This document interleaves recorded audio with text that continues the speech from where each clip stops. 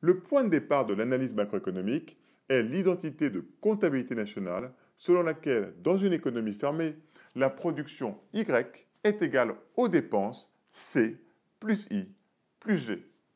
Je précise que dans une économie fermée, les exportations nettes sont nulles.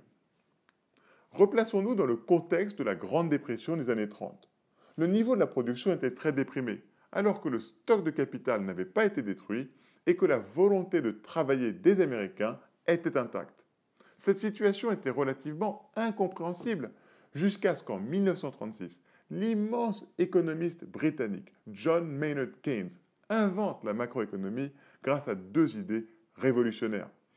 La première est que pour comprendre les fluctuations de la production, il ne faut pas regarder le stock de capital ni l'ardeur au travail des salariés, mais le niveau des dépenses.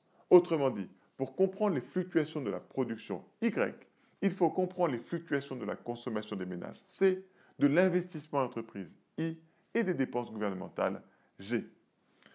La seconde idée est que, à court terme, les fluctuations de l'offre, les fluctuations des quantités de biens produits, sont dues à des fluctuations de la demande. Autrement dit, à court terme, les prix sont fixes et le niveau de la production est déterminé par la demande. Par exemple, lorsque Renault sort une nouvelle voiture, si la demande est forte, les usines vont produire jour et nuit et la quantité produite sera élevée. Tandis que si la demande est faible, Renault produira cette automobile en petite quantité. De même, si un restaurant est plein, la quantité de repas produits et servis sera plus élevée que s'il est vide. Ces deux idées simples de Keynes permettent d'arriver à une conclusion géniale. Les dépressions économiques sont dues à une insuffisance de la demande globale.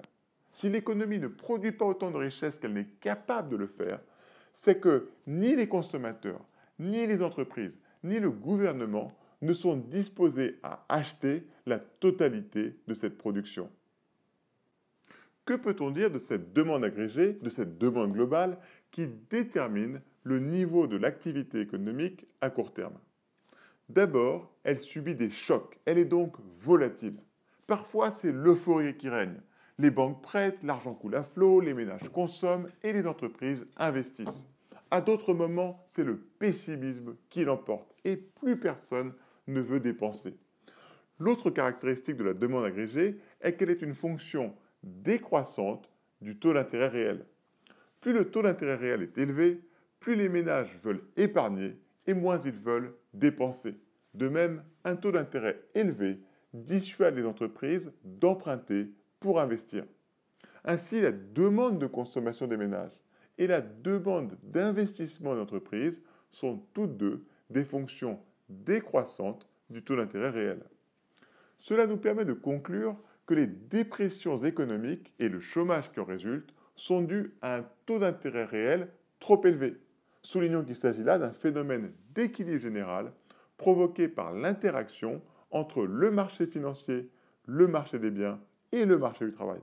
Plus précisément, le taux d'intérêt réel est trop élevé sur le marché financier, ce qui déprime la demande de biens, ce qui dissuade les entreprises d'embaucher.